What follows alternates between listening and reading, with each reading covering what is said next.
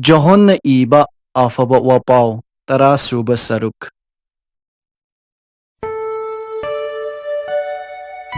Aina nakhoida thangai sengnamak hairibani yaukongi thongda changdaduna atopa mafamda kakhattuna changba kanagumba midu huranba amasung dakuni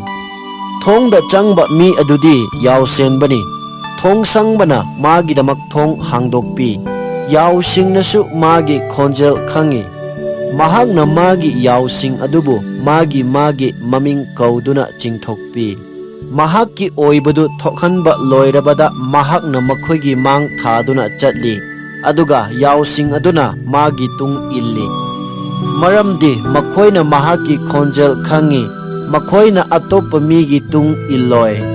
makhoi chen kigani atoppa migi khonjel makhoina khangde pandam adu jesu makhoida hairabasu ibungona ngangliba wadugi arthadu makhoina khanglamde maram aduna jesu makhoida amuk hanna hairai aina nakhoida thangai sengnamak hairibani ai ase yausinggidamak thong aduni aigi mangda lakhiba pumnamak adu huranba amadi daku ngaktani yausingna makhoigi khonjel tade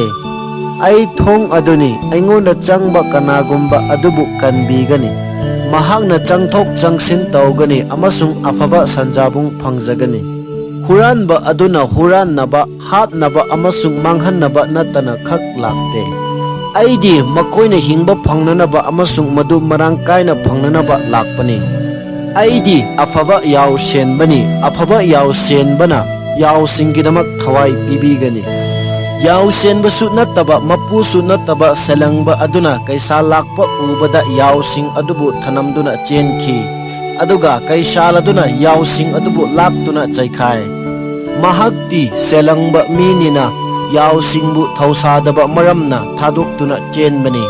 aidi aphaba yaw senbani aigidu aina khangi aigidunasu aibu khangi ipana aibu khangba amasung aina ipabu khangba adugumbani aina yausinggidamak ithwai thabigani yaukon asigi nattaba aigi atai yausingsu leiri makhoibusu aina soidana purakani aigi khonjelsu makhoina tagani asumna yausingdu sangu amatta oirakkani aduga yausenbasu amatta oigani amuk lausinba aina aigi thawai thagadoba maramna ipana aibu nungsi kananasu aingondagi thawai lauroi isagi ningba matung inna pigadawribani aina pibasu ngammi amuk lausinbasu ngammi yathang adu aina ipadagi fangjare aduna maram oiduna jiudi singi marakta amuk tokhai tanarami makhoigi maraktagi mi ayambana hairami bahak bhut puduna ngaurabani nakhoina magi wa tariba karigino mi kharana hairami masi bhut puba migi wangang natte bhut nabu mitangbagi mamit uhanba ngambra Jerusalemda Judi singi isornina sangkathokpagi chakhangba matam oirami madu ningtham thani jisuna isornina sangda Solomongi mangonda hangat handa chattuna leirami Judi singna ibungogi akoibada koisinduna hairai nahangna aikhoibu kayam kuina chingna hankigadage nahangna Kristadu oirabadi aikhoida sengna hayu jisuna makhoida khumlai aina nakhoida haikre adubu nakhoina thajade aina ipagi mingda tauriba thabaksing asina aigi maramda sakhi piribani adubu nakhoina thajade maramdi nakhoi aigi yausinggi marakta yaude aigi yausingna aigi khonjel khangi makhoina aigi tung illi aina makhoida lomba naidaba punsi pibi makhoi kaidongaidassu manglaroi aduga kana amattana makhoibu aigi khuttagi pak mullaroi makhoibu aingonda pibi kiba aigi ipadi khwaidagi hena matik chawi ipagi khutta leiba adu kana amattana pak munba ngamde aiga ipaga amattani maduda judi singna ibungoda thananaba nung paikhatlami jisuna makhoida hairami ipagi mafamdagi aphaba thabak kayarom aina nakhoigi mangda tawkhre aina tawkiba thabaksing adugi marakta karamba thabakki nakhoina aibu nungna thagadawribano judi singna khumlai aphaba thabak tawbagi damak aikhoina nangbu nungna thage haiba natte Nangna isorbu thina ngangba aduga nangna taibang mi ama oiraga nasana thanta isor sajaningba adugi damaktani. Jesuna khumlai nakhoigi wayel yathangi lairikta aina hairi nakhoi lai singni haina iramba natra.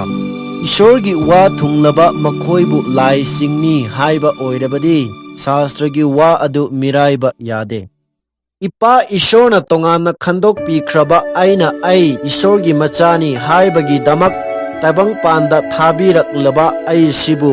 nangna isorbu thina ngangi haina iral siribra. Aina ipagi thabak tauba natrabadi aibu thajagunu. Adubu aina madu tauba oirabadi aibu thajadrabasu aina tauriba thabaksing asitadi thajabiyu. Adu oirabadi ipana aingonda lei aduga aina ipada lei haiba nakhoina khanglakani. Makhoina ibungobu phaninglami adubu ibungona makhoigi makuttagi nanthokkhiduna Jordan wangmada Johonna ihan hana baptize taubiramba mafamduda amuk hana chatkiduna maduda adum leirami. Mi ayambana ibungogi nakta laktuna hairami. Johonna angakpa khudam karisu taude. Mahakna mi asigi maramda haikhiba khudingmak achumba oirakle. Mafam aduda mi ayambana ibungobu thajarami.